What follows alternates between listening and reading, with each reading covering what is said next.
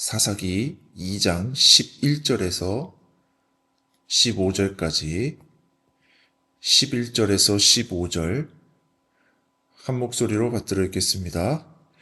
이스라엘 자손이 여호와의 목전에 악을 행하여 바알을 섬기며 애굽 땅에서 그들을 인도하여 내신 그들의 조상들의 하나님 여호와를 버리고 다른 신들 곧 그들의 주위에 있는 백성의 신들을 따라 그들에게 절하여 여호와를 진노하시게 하였으되 곧 그들이 여호와를 버리고 바알과 아스타롯을 섬겼으므로 여호와께서 이스라엘에게 진노하사 노략하는 자의 손에 넘겨주사 그들이 노략을 당하게 하시며 또 주위에 있는 모든 대적의 손에 팔아 넘기심에 그들이 다시는 대적을 당하지 못하였으며 그들이 어디로 가든지 여호와의 손이 그들에게 재앙을 내리시니 곧 여호와께서 말씀하신 것과 같고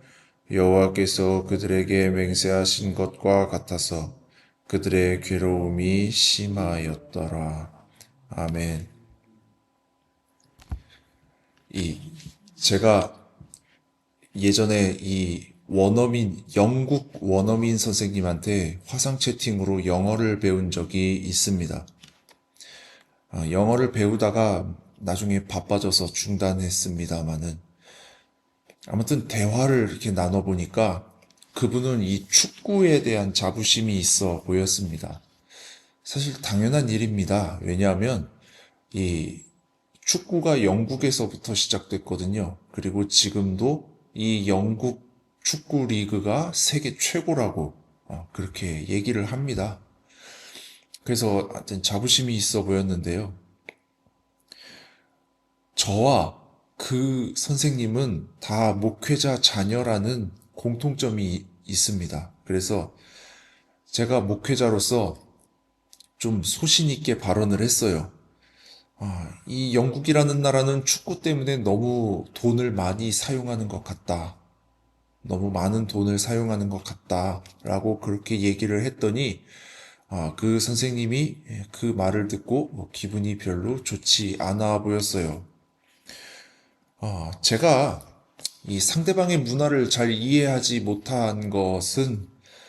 못하고 이렇게 이야기를 한 것은, 신뢰로 여겨질 수 있겠습니다만은 그래도 목회자인 제가 보기에 이 영국은 축구에 들어가는 비용이 너무 많아요. 그걸 어떻게 알 수 있냐면 그 선수들의 연봉을 보면 알 수 있어요. 이 영국에서 가장 높은 수준의 리그는 프리미어 리그라고 합니다. 프리미어 리그.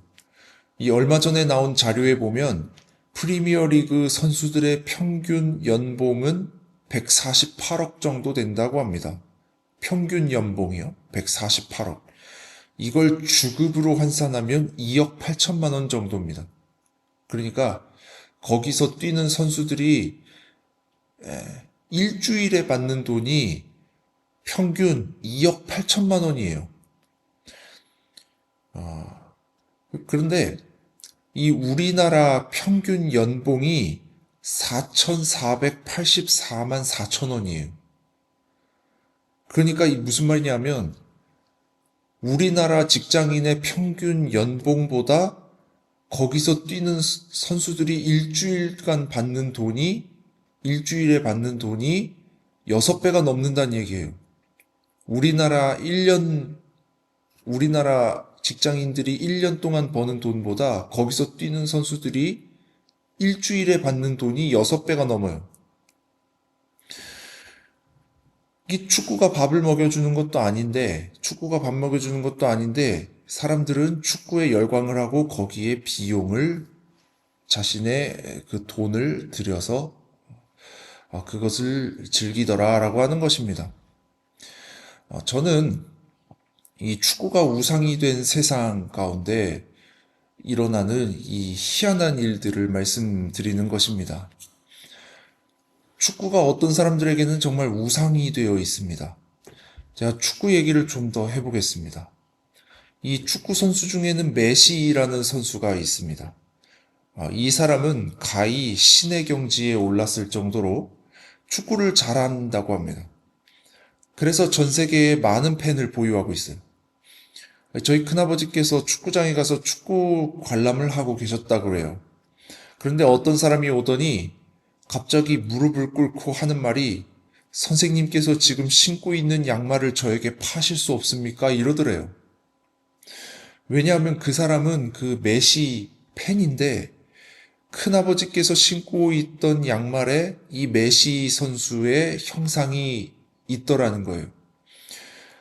그런데 그 양말은 어디 멀리서 구한 것이 아니라 다이소에서 1,000원에 구매한 양말이었다 그래요. 큰아버지께서 이 이야기를 해주시면서 하시는 말씀이, 이 세상에는 헛똑똑이들이 많다, 이렇게 얘기하시는 거예요. 이 세상에 잘난 사람, 많이 배운 사람이 그렇게 많아도 그 똑똑한 머리로 헛짓거리나 일삼는 것이 현대인들이다라는 거예요. 이게 이 축구가 우상이 된 세상에서 벌어지고 있는 희한한 일들이에요. 오늘 우리가 읽은 본문 말씀에 이스라엘 자손들이 여호와의 목전에 악을 행하여 우상을 섬겼다라고 기록되어 있습니다. 그렇게 된 이유는 하나님께서 진멸하라고 한 이방 민족을 진멸하지 않고 그냥 내버려 둔 탓에 이방 민족의 종교가 이스라엘에 전파되었고, 그것이 결국 이스라엘 사람들을 영적으로 타락하게 만들었다는 거예요. 우리가 생각할 때는, 어떻게 저런 행동을 할 수 있을까? 어떻게 저 말도 못하는 신상에다가 절을 하고 거기다가 제물을 바치고 왜 사람들이 그럴까라고 생각할 수 있어요. 그런데 하나님보다 더 사랑하는 그 무언가가 생기면, 그것이 꼭 다른 종교가 아니더라도 하나님보다 더 사랑하는 무언가가 생기면 우리도 똑같이 그런 행동을 할 수가 있다는 거예요. 마치 이 축구를 너무 좋아하는 사람들이 그런 헛짓거리를 하는 것처럼, 축구 선수를 너무 좋아하면 그 선수의 코푼 휴지라도 사갈 거예요. 실제로요. 어떤 축구 감독이 경기 중에 씹던 껌이 경매에서 5억 8천만 원에 낙찰된 경우가 있어요. 씹던 껌, 쓰레기잖아요. 쓰레기가 5억 8천만 원에 낙찰된 경우가 있어요. 실제로. 하나님보다 더 좋아하는 것이 생기면 그것을 위해서 사람은 무슨 짓이라도 할 수 있어요. 이것이 바로 우상숭배의 실체입니다. 하나님보다 더 사랑하는 것이 생기면 사람이 이상해지는 거예요, 그때부터. 그러므로 우리는 우리 영혼의 상태를 잘 살펴서 하나님 안에서 진정한 자유를 누릴 수 있도록 해야 하겠습니다. 그 남이 씹다 버린 껌을 5억 8천만 원에 사는 그걸 누가 좋게 보겠습니까? 그 영혼의 상태가 자유하다고 누가 말할 수가 있겠어요? 이 사사기는, 우리가 읽은 사사기는 혼란과 이 타락상을, 이스라엘의 혼란과 타락상을 그리고 있어요. 이 사사기의 혼란과 타락의 이유는 살아계신 하나님을 버리고 인간의 탐욕과 욕망의 우상 앞에 마음을 빼앗겼기 때문이에요. 본문 말씀은 오늘을 사는 우리에게도 큰 경고의 말씀이 됩니다. 우리는 결코 이스라엘 백성처럼 하나님을 버리고 우상 숭배의 죄를 범해서는 안 됩니다. 이 우상이라는 게 단순히 다른 종교의 신만을 뜻하는 것이 아니고요. 아까 말씀드렸듯이 스포츠, 그리고 정치 이념, 연예인, 돈, 취미, 이런 것들이 다 우상이 될 수 있어요. 우리가 우상을 숭배하고 있는지 알 수 있는 방법은 우리가 가진 돈을 어디에 사용하고 있는지를 보면 돼요. 참 이상한 사람들이 또 있어요. 어떤 사람들은 굶어 죽어도 내가 자동차는 좋은 자동차를 타야 되겠다. 이렇게 생각하고 행동하는 사람들이 있대요. 그 이름하여 카푸어족이라 그래요. 카푸어. 카는 자동차를 뜻하고요. 푸어는 가난하다라는 말이에요. 카푸어. 내가 아무리 가난해도 난 좋은 차 타야 되겠다라고 생각하는 사람들, 그 사람들 카푸어족이라고 하거든요.